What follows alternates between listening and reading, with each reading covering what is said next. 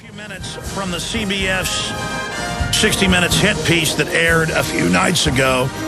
And one of the main people they zeroed in on is radio host, publisher of the Anti-Shyster News magazine, ran for Texas Supreme Court, identified by the federal government as one of the top dozen anti-government activists during the 1990s. Adask.wordpress.com is his website, and here's the headline: a look at the sovereign citizen movement. Meanwhile, we have foreign banks openly stealing $27 trillion, and we haven't got new numbers in a year. That was 2 years in. We have the Bill of Rights being trampled. We have the TSA out of their jurisdiction, outside federal and state law, sticking their hands down children's pants and saying they're going to ignore the state law passed, saying they can't do it.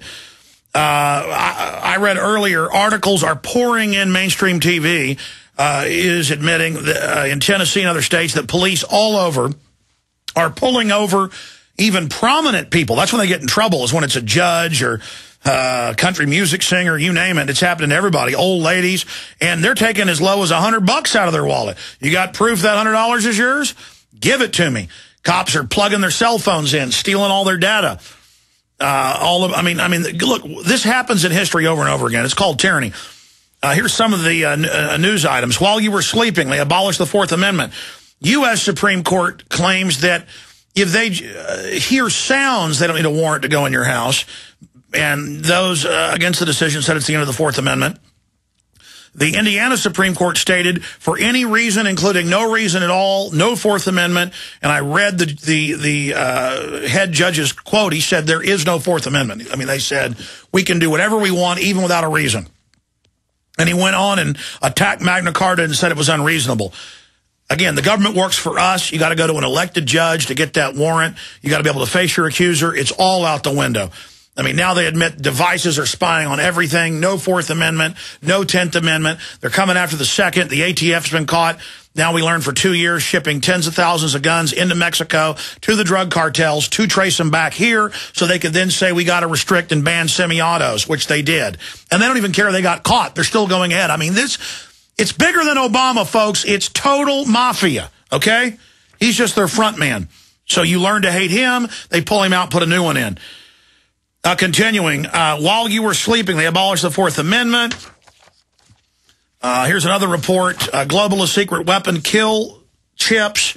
CNN now has a report out admitting, yes, industry's putting kill switches, takeover switches and everything. The president is to start breaking in with videos and text, bossing you around. They're now announcing the feds are going to break into local radio and TV, not for emergency alerts, but just with brainwashing. Telescreens going in 9,000 locations saying spy on your neighbors. Public schools nationwide with AI software, cameras tracking the kids, recording everything they say, run by the Pentagon, laptops the school gives the kids with taxpayer money paid for, spying on them at school. Schools don't care. They're out in the open. We're being bum rushed by the criminal class. I mean, they're just running wild. Their theory is a blitzkrieg of corruption. Just hit us. Anybody who speaks out. We got the Homeland Security Mike reports 2 years ago. Gun owners, conservatives, returning veterans, Ron Paul supporters, people that want to end the Fed, anybody that criticizes the central banks are marked for arrest. And they're trying to brainwash the cops. And that's what this show said. If you don't worship the government, you want to kill cops. That's the message. Globalist secret weapon exposed. Tech kill chips. Continuing. Federally mandated light bulbs go into effect next year. $50 each, owned by GE. GE shutting down all the other power plants that they basically don't owe. They're given waivers. There's a new list out of the thousands of groups that have been given the presidential waiver to not have to get insurance. It's government, clubs, Nancy Pelosi restaurants, McDonald's, General Electric, just total mafia where you've got to buy the socialist health care from the insurance company, but anybody who's part of the inside group, their employees don't have to have it so they can beat you with unfair trade advantage. Just total blind mafia. Neo-eco-fascist light bulbs cost $50 each. Look at this one. And this is out of Fox Business. Philly police harass, threatened to shoot man legally carrying gun. Legal to carry, open. The cops beat him up, cuss at him, all recorded. and said, we don't care what the law is, and just throttled him and talked about, we'll blow your head off. A slave doesn't have a gun. We'd play the audio, but there's so many F-bombs from the cops, we can't do it. Spokane photographers considered suspicious Al-Qaeda types. We have the newscast where the police say, spy on your neighbors. Anyone photographing's evil, get them. But the government's surveilling us. TSA backscatter radiation safety tests were rigged. They wouldn't give Congress the studies for a year. Then they gave them fake studies. That's out. Here's the Middle Tennessee police profiting from drug trade, robbing cash. Here's the CNN article I mentioned. Why gadget makers wield a kill switch. Well, it's a federal mandate. TSA responds to Texas. Resistance is futile. We're going to play this clip and then go to Alfred Adask, who would dare chronicle the crime of the crime syndicate, who would dare point out the 10th and 9th Amendment of the states. That's why they hate him so much. Let's go ahead and play a few minutes, and it gets even worse. They say in the newscast, if you criticize the Fed or anybody else, you're a cop killer. And the cops say, we've got to know who these people are. We've got to have a list.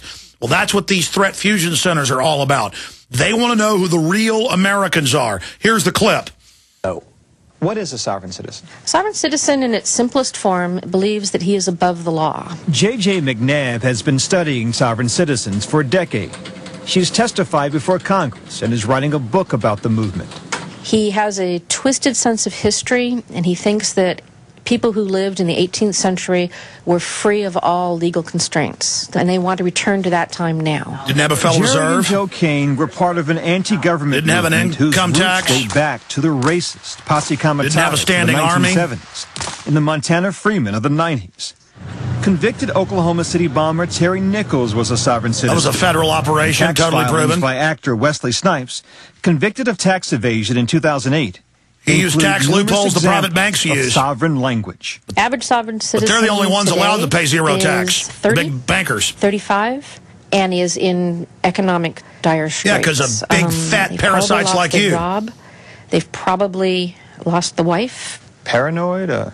Many are. Conspiracy theorist? Most are. Do you trust the government? I would argue that it's un-American to trust the government. Alfred Adask has been a sovereign citizen for 28 years. He's what's called a sovereign guru, one of the movement's leading voices. A roofer by trade, Adask once published a magazine critical of the legal system. How dare him? Why is the sovereign citizen movement growing? What's driving people to it is they are beginning to understand that the government has moved away from fundamental principles that this nation is built on. Where are the limits in limited government? The sovereignty movement is attempting to rediscover those limits and reassert them. You're eligible for Social Security. Yes, sir. Do you collect? No. Why not? If you take these benefits, you wind up being in the status of a subject rather than a sovereign. You pay taxes? When they're due. You don't necessarily, it's not true that everyone has to pay taxes. Has the IRS ever come after you for back taxes? Yes? Did you pay? No. You don't like this government very much, do you? I think the government has gone far beyond its constitutional limits. They think, hey, we're the government, we can do anything. And some people are saying, no, I don't think you can. Adask, like other sovereign gurus, All right, that's Alfred shares his Adask. views on the And he joins us now for 5 minutes into the next hour. We have a surprise guest for about 30 minutes or so after that in studio. Alfred, they are moving now from getting rid of the Bill of Rights in the name of fighting their al-Qaeda brigades, which are now the heroes in Libya, we're told, to the domestic groups. I believe they're really thinking about staging some new domestic events so they can really come after people like you and I. And it shows they're getting scared because you and others are calling them out, Alfred. Well, I agree with you, and I think, they have certainly stepped up their activity in recent times, but that's not necessarily evidence that they're becoming more powerful. It may be evidence that they're becoming more desperate. They realize this thing is coming to a head, and they're trying to grab whatever they can before the whole thing explodes in their face. I think they see the direction things are going, and I think they are perhaps desperate to stop people like you and me, thousands, millions of others that are beginning to understand, this can't continue. Yeah, they're not building hardened bunkers in every city, and then we get the internal training manuals. It's not for guys wearing turbans that they know work for them. Yeah. It's for the American people. They know they're criminals. Yeah. We are living in difficult, dangerous, and interesting times. And the most important thing is to stand up. You know, the worst thing you can possibly do right now is hunker down and be quiet. It's precisely when they come up and they try to exercise, try to hit us with as much force as possible. They do that to intimidate people into being quiet. They do it to intimidate you into fear. You can't succumb to it. Now is the time when you really have to stand up. And if at all possible, you need to stand up with other people at the same time. Yeah, they're like a marlin fish on the line that's desperate and runs out 100 or 200 yards. That fish is getting tired. When he finally runs the hardest, you know he's about to give up. And that's why they're sticking the hands down the baby's pants. That's why they're beating up photographers, because they're running on that line desperately. They got blood coming out their mouth. Their heart's beating. Their muscles are burning. They're about to implode. Yeah, I agree. So the point to this is that, you know, if this system was operating smoothly, and if they were really running this operation, people wouldn't even be complaining. They wouldn't be suspecting. The sheep would be sheared, and they would thank the guy that sheared them and say, well, thanks very much for taking my fleece. It's because the system is on the edge of maybe losing control that it becomes desperate. That means now is the time for people like us, people that are listening to this program. You got to stand up. This is our opportunity. It's not just our danger, it is our opportunity. All right, we're going to come back. Let's chronicle some of their greatest crimes, their big frauds. The TSA saying resistance is futile. We can stick our hands down your pants anywhere we want. We are God. Where they're going, and the type of persecution you've been under. We'll be right back. Alfred Adask is our guest. Folks, if you studied the Bill of Rights, Constitution, history, in any country in history, this would be called tyranny, what we're living under. And I've got to be honest, I admire the illegal aliens. Most of them don't pay any taxes. They don't have any ID. They do whatever they want. And because they do it as a group, they're sovereign. They walk into a bank, no ID, they're given it. Citizens, though, are kept basically like slaves, and the system wants to keep us down. It's like in that clip from A Bug's Life with the grasshoppers talking about if you let one ant stand up, all the ants might stand up. And I got to say, the illegal aliens behave a lot more like old-time Americans did than we do. And now the globalists want them there to drive down wages. That's why they let them, get away with it. But more and more, Alfred, I think it's because the illegal aliens just won't put up with it. But continue breaking down why they're coming after the sovereign citizen movement, who this New World Order is, and where you think we're going. The whole idea behind sovereignty, the sovereignty movement, I mean, I don't even like that term. For me, it's not a movement. I'm not a member of any group, freedom. Per se. Well, what it is, it's an idea whose time has come again. That's what it comes down to. And the whole question about sovereignty is who's running this country? Are we the people running this country, or is the government running this country? What the sovereign citizens are essentially saying, we the people, just like it says in the Constitution, we're running this country. And the government says, no, you're not. You're a bunch of subjects. And that's what this is about. Who is in control? The government says, we got to obey all their laws. But the problem is the law goes in levels. You got God's law, number one. And then you have the law of the people, number two, and that law is enshrined in the constitutions at the state and federal level. That's the people's law. And then we get the law passed by government down at the bottom. The government says, we got to obey our law. And we're saying, no, you got to obey our law. You got to obey our law and the Constitution. And the government say, no, we don't have to obey the Constitution, but you got to obey our law. That's the guts of the sovereignty problem right now. Whose law is going to be followed? And ultimately, you're going to have God's law at the top. Well, take these clergy response teams that Genesis talk show host Pastor Butch Paul first discovered. I was then sent hundreds and hundreds of pages, and the preacher got threatened over it, and people didn't believe the documents till 2 years later when national and local TV covered it and said how great it was.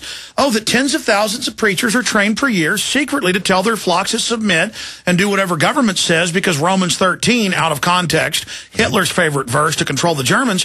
Well, in America, we the people are the government. So render unto Caesar that which is Caesar's. And that's that exactly idiot, right. Exactly.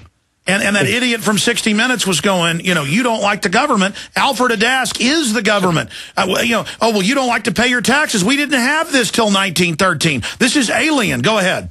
Well, nobody's crazy about paying taxes, but the government's not crazy about obeying the Constitution.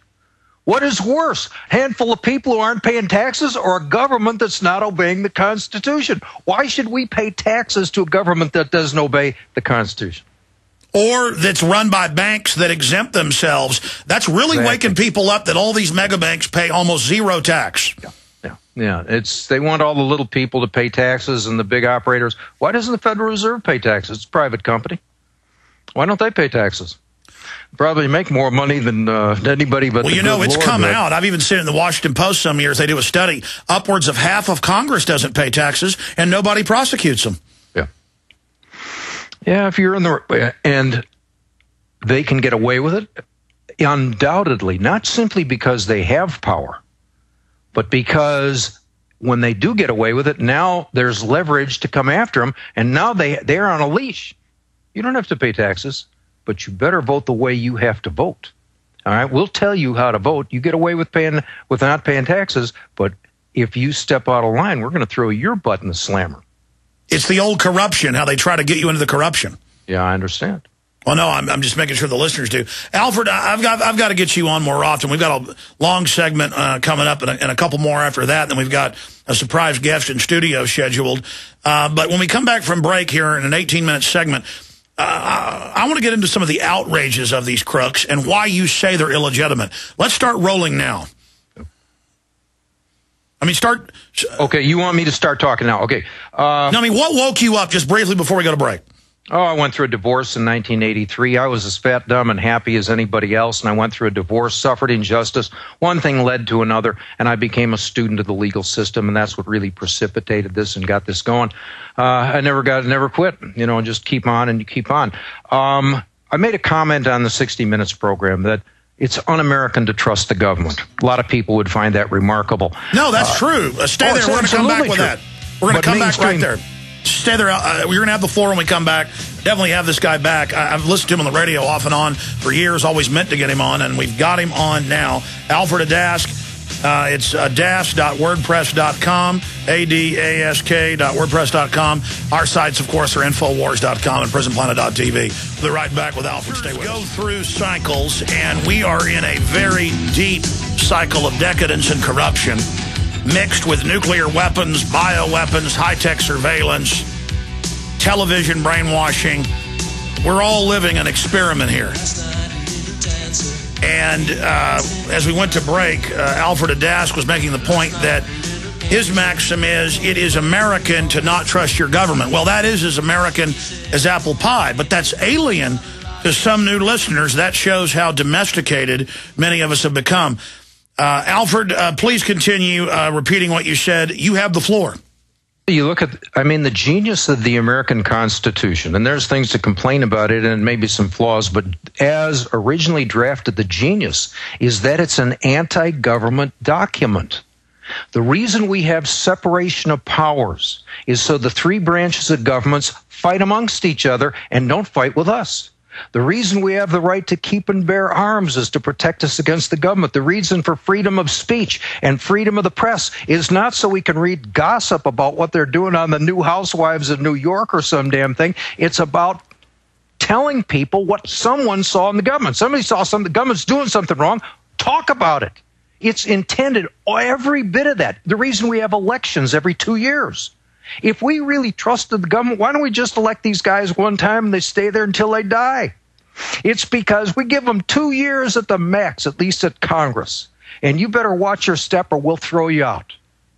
Every bit of that Congress, every bit of the Constitution was designed to protect us from government. They recognized it's a necessary evil, but they did not trust the government. Let me read a section here from there's a preamble to the Bill of Rights. And it explains the purpose of the Bill of Rights. And you can look this up on the internet. It's not usually published, but you can find it. You can go to the internet and just enter preamble to the Bill of Rights. and you'll get this. And it's only, 50, 100 words, something like that. It says, resolved by the Senate. It says the conventions of a number of states having at the time they're adopting a constitution expressed a desire in order to prevent misconstruction, abuse of its powers, meaning the powers of the Constitution, that further restrictive and declaratory and restrictive clauses should be added. Those declaratory and restrictive clauses are the first 10 amendments. Their purpose is to prevent abuse of the Constitution. Who could abuse the Constitution except federal officers, officials, and employees? The only people who can abuse the powers of the Constitution are the people who have them to exercise. And that tells us that the purpose of the first 10 amendments was to protect the people of the states against the federal government. They didn't trust the government as far as they could throw it. They said, we got to have one, but we don't trust the SOBs. And what's the reason for the Second Amendment? To protect us against the federal government. It says so by implication right there in the preamble to the preamble to the Bill of Rights. And it's what I tried to talk about on that 60 Minutes interview. And they brought me in because I said, the purpose of the Second Amendment is to shoot people in the government. And I said, yeah, and here's why. But it's not intended to be a license just to go out and start shooting cops and judges and whatever. It is the means of protecting yourself from despotism. If and when the government becomes despotic and tyrannical, it's like it says in the Declaration of Independence, it's your right, it's your duty to throw off that government. The Second Amendment is the means to throw off that government. If the government becomes despotic, Second Amendment kicks in. It doesn't mean you go shoot every cop you can find. That's never been my point. But the point is, if they are despotic, Second Amendment. And like it or not, I was sent the internal FEMA footage from Kansas City in 2000, where FEMA gets up in front of cops and firemen and teaches them the Founding Fathers were terrorists. The Bill of Rights, Declaration of Independence is an evil document. They are openly saying in some of these federal documents we've gotten that those that make frequent references to the U.S. Constitution, well, the cops have sworn an oath to that. And now we have the Indiana Supreme Court. I don't know if you saw that ruling, but the lead judge said cops can come in for any reason or no reason at all. There is no Fourth Amendment. This is open despotism. This is open evil. And the police more and more are caught just pulling people over, stealing cash out of their wallets. You heard me run through that raft earlier. And now on the TSA website, Blogger Bob, the official voice of them, says that Texas, it doesn't matter what you say, we have Article 6, Clause 2, prevents states from regulating the federal government. I mean, that is on its head, claiming that the Commerce Clause, the Supremacy Clause, gives them all this power only in the issuance of currency, only in the Navy, and only in protecting the borders. I mean, why even have states if they're so busy? I mean, look at till 1913, the state legislatures voted and picked the U.S. senators. That shows the power of the states. They ran the Senate. They ran the veto. And now they're telling us states have no power. We will stick our hands down your pants, and we don't care if the state of Texas unanimously votes, in one of the houses to say, don't stick your hands down people's pants. Well, that's already illegal. And the feds laugh and giggle on a blog about it. Well, there's reason to believe that what passes for state government right now may not be state government. Yeah, 1933 war powers. Government. Yeah. It may be a territorial government, and under Article 4, Section 3, Clause 2 of the federal Constitution, the Congress has exclusive legislative jurisdiction over the territories. I strongly suspect, I can't prove it, but I strongly suspect that what passes for Texas today they presume it to be a territory rather than a state of the union. Part of the reason for that, Article 1, Section 10, Clause 1. It says in part, no state shall make anything but gold and silver coin a tender in payment of debts. Now, how does the government of the state of Texas function without gold and silver? The Constitution has never been amended to eliminate that clause. And it doesn't apply to territories, and it doesn't apply to federal government. It's a territorial script.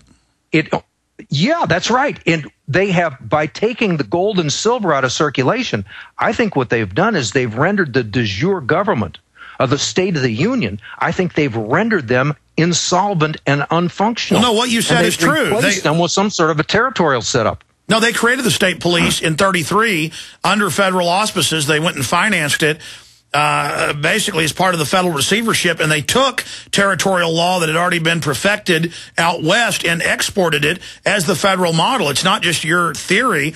I've read in the federal rulings where they talk about force majeure, force de jure, admiralty law. This is how they're operating. It's how the cops seize cash out of your wallet when no drugs or no arrest is made. They're operating under the federal mandates as state police as part of their agreements with the feds to get 80% receivership back of the money if they go through the feds and not the state.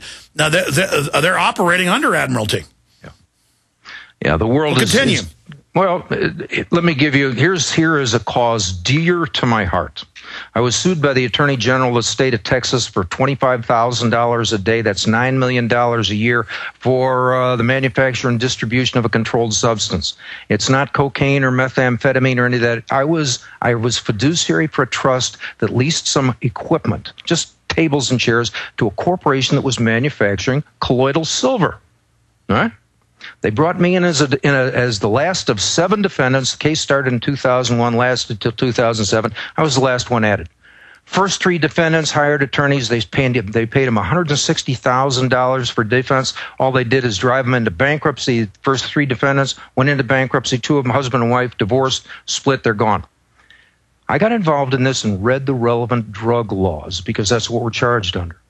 And under the Texas Health and Safety Code, Section 431.002, subparagraph 14, it says drug means articles recognized in the official United States Pharmacopoeia, yada, yada, yada, articles intended or designed for use in the diagnosis, cure, mitigation, treatment, or prevention of disease in man or other animals. And the first time I saw man or other animals, I thought, why the damn fools, they don't even know what they're writing. The phrase means they presume man to be an animal. That's an inside joke by them. But let me expand on that. They put last year in the Food Safety Act, written by Big Pharma, they gave $17 million in just a 1-week period, written by Big Pharma and Big Agribusiness to shut down local farms and ranches. Codex Alimentarius, that entire European Union, EU Act, would be implemented, and luckily it's been defeated so far. But Europe has now implemented, you can pull up the headlines, hundreds of herbal remedies, vitamins banned from over-the-counter sale. And so, yes, they are saying that under this, they've had SWAT teams raid aloe vera farms. Because that's exactly right. I mean, these people are mafia. It's very simple. We found it in 23 separate laws at the state and federal level that applied directly to our case. I realized the significance. You can't declare me to be an animal because my Bible says at Genesis 1:26 through 28, on the 6th day God created man in his image and gave man dominion over the animals. As a Christian or a Jew, and probably even as a Muslim, the government can't declare us to be animals without violating our freedom of religion. I made a religious freedom defense. I created a religious freedom defense to this case that the Attorney General had spent almost $500,000 on in 6 years. And I drafted a religious freedom defense to this, and I said, you can't call me an animal. Your law doesn't apply to me. And they dropped the case. Let me stop you. Feds win 98% of the time now because they have special kept juries. How did Alfred Adask defeat these demons? Well, we advance because here's the point. This law, this definition that defines man to be an animal, in the drug law, it's also found in the definition of medical devices. It means, just thinking about drugs, the war on drugs is based on the presumption that the people are animals. The war on drugs started by Nixon in 1971, gave rise to most of the modern police states. And what do they say in The Godfather, which is the globalists love it because everything's a message. The mafia is sitting around and they go, we're going to start bringing narcotics in. Don Corleone hadn't let us do this. And Don Corleone says, I'll lose all my judges and police. They'll deal with hookers and alcohol because they like that, but they don't like heroin and cocaine. Yeah. And the mob boss says, only have it in the colored areas. They're animals. Let them lose their souls. And when you get into globalist doctrine, they believe we're all animals and dumb. That's exactly right. It's social Darwinism. We deserve this. So they're saying, and you mentioned this is in federal states, I've seen it as well. Read it again. We are animals, they're saying. Man or other animals. We found 23 separate instances that applied to our case. Laws at both the Texas level and federal level. We found it in 5 other states where we looked. I presume it to be true in all 50 states, or at least the vast majority of them. Last night, I got an email from someone in Australia who's been visiting the website, and he's seen the articles I have on man or other animals, and he's looked at the Australian law. The Australian drug law also defines the people to be animals, which tells me that this business of presuming the people to be animals is not confined to the United States. No, it's not. It's a legal fiction that they've created that they then run everything through. Then we, through contract fraud, explain that to people. We sign on. We now agree as indentured servants. A lot of my family came here as slaves, white slaves. They were indentured servants, 7-year, 14-year deals, whatever they signed on to. You come here, and then they make you buy everything through the contract from the company store. They have a strong man that keeps you under their control. You never basically get off the plantation. In fact, many historians broke down that white slaves or indentured servants were worse off than blacks because the small 2% that owned slaves that were black wanted to take care of their property. But white slaves were even worse than that. I understand. This issue is powerful because, for example, our Declaration of Independence, principles this country is built on. Second sentence, we hold these truths to be self-evident that all men are created equal and endowed by their Creator with certain unalienable rights. Among these are life, liberty, and the pursuit of happiness. Those rights only attach to men and women made in God's image. They don't attach to animals. Third sentence of the Declaration says that to secure these rights, governments are instituted among men, deriving their just powers from the consent of the government. When they say that to secure these rights, governments are instituted among men, they're telling us that in the vision of the Founding Fathers, the principal reason for government was to secure to every man, woman, and even unborn child those God-given unalienable rights which attach at the moment of your creation, not your birth. Under the Declaration of Independence principles, if you're recognized to be a man, a woman, or even an unborn child made in God's image, they can't abort you. You become the master. If you are endowed by God, that's the foundation for sovereignty. That's why they changed. That's why they changed the definition to fetus. That's why Frank Herbert's book, that's Globalist Philosophy, is that the secret cult group then puts you through a ritual to decide if you're a human. They see everyone else as animals. That's what Albert Pike wrote, that most people are animals, steak on the table to be eaten. This is really Illuminati philosophy. Absolutely. And this is important, powerful stuff. Again, if this goes out and people understand it, the reason they drop this is it's political dynamite. The police state is built in large measure on the drug laws. The drug laws are built on the presumption that the people are animals. They can't stand in front of a jury and tell them we think you're all a bunch of animals. They can't tell them that. If you can draft a religious freedom defense against these people, they have to back off. Because if this goes public and you get a case like this that goes all the way to the Supreme Court and they have to admit that the people aren't animals, well, they lose the war on drugs. They lose much of the police state. They lose the prison industrial complex. All right? And, of course, big pharmaceuticals are built on this. By the way, Alfred, what you've said... story.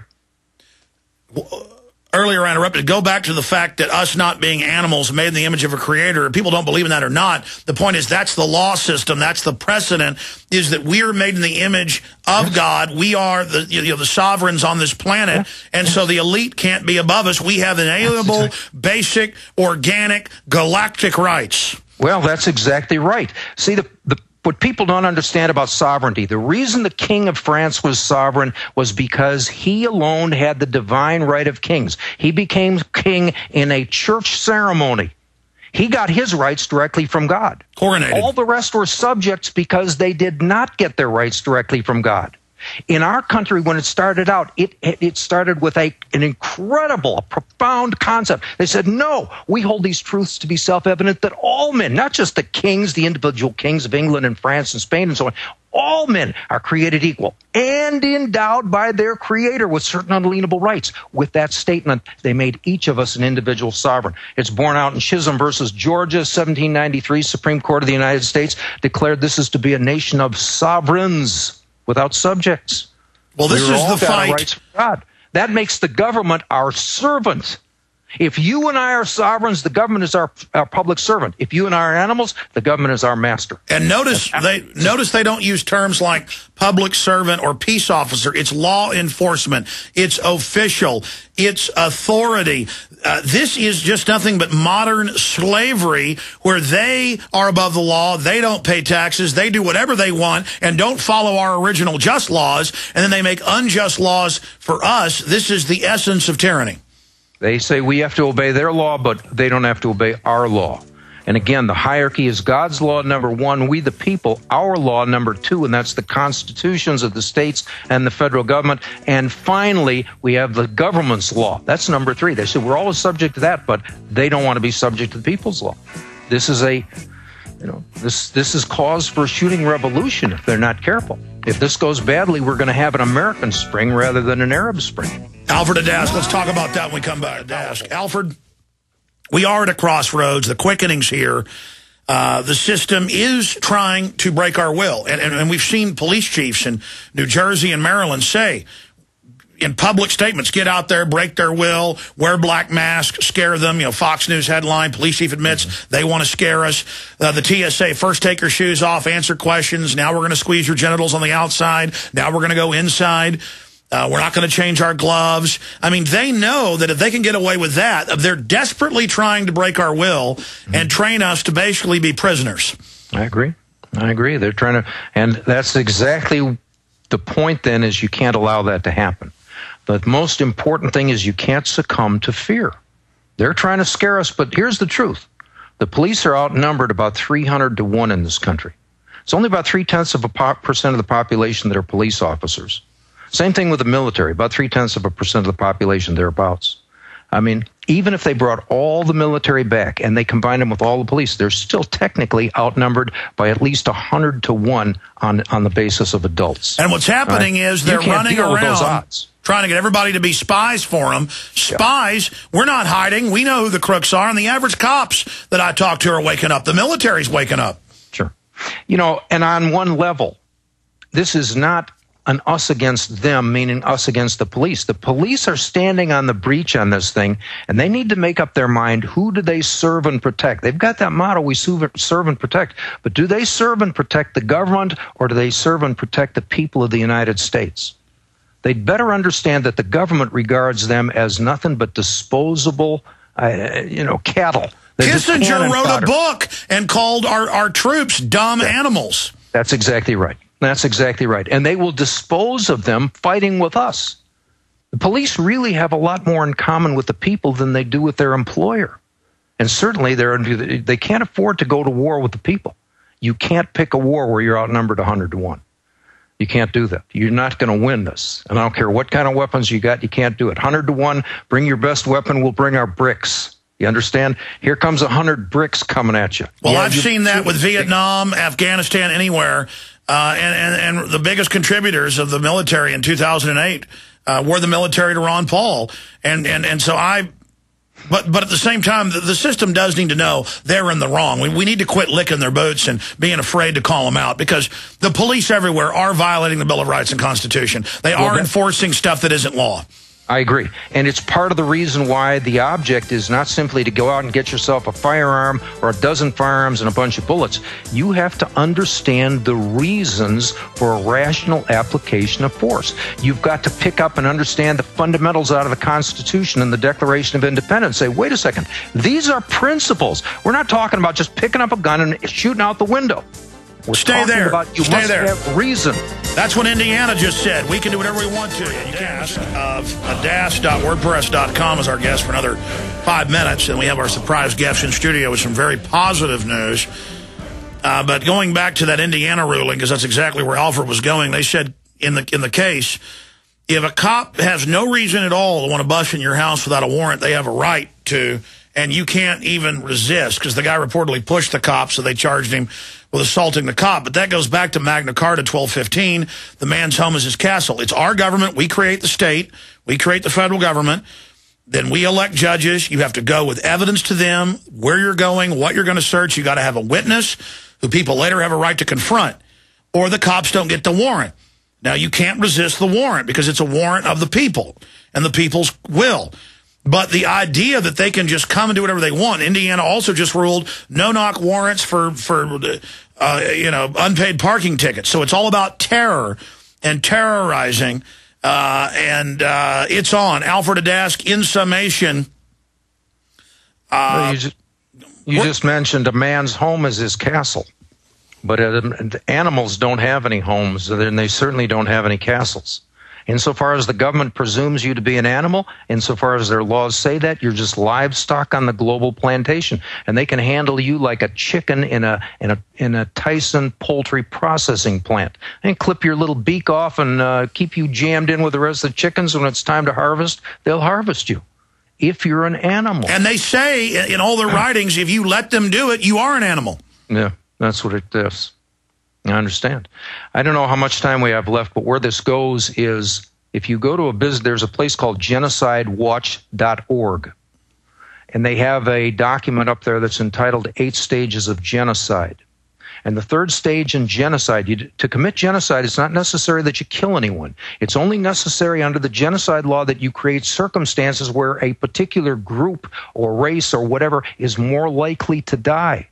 And the third stage in the genocide law is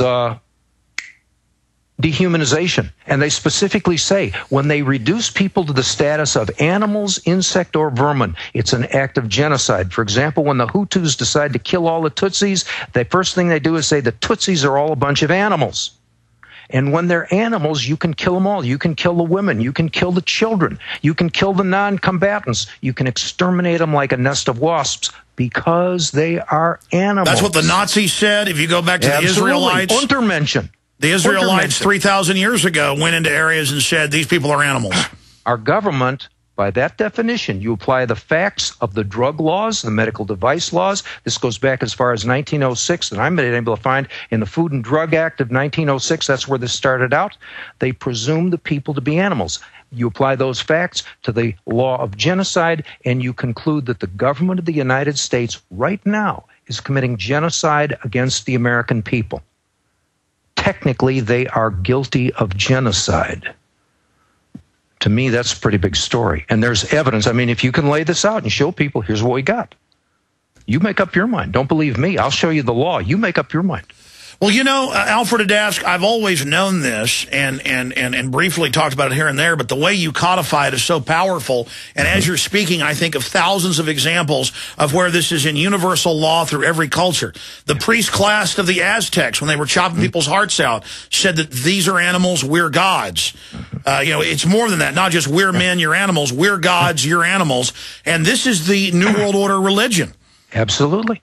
Absolutely. This is powerful stuff. It's not just a curiosity. It goes to something that is fundamental, that's been going on for thousands of years. Are you animals, or are you men and women made in God's image? Are we men or mice? That's exactly what it comes down to. If you're mice, you can be slaughtered, and there's no reason why you shouldn't be. Well, I'm not a slave. We're not your slaves, as I've always said. And they're trying to train us to be slaves and turn us into gibbering idiots hooked into all their propaganda. Incredible interview, Alfred Adask. We're going to let you go.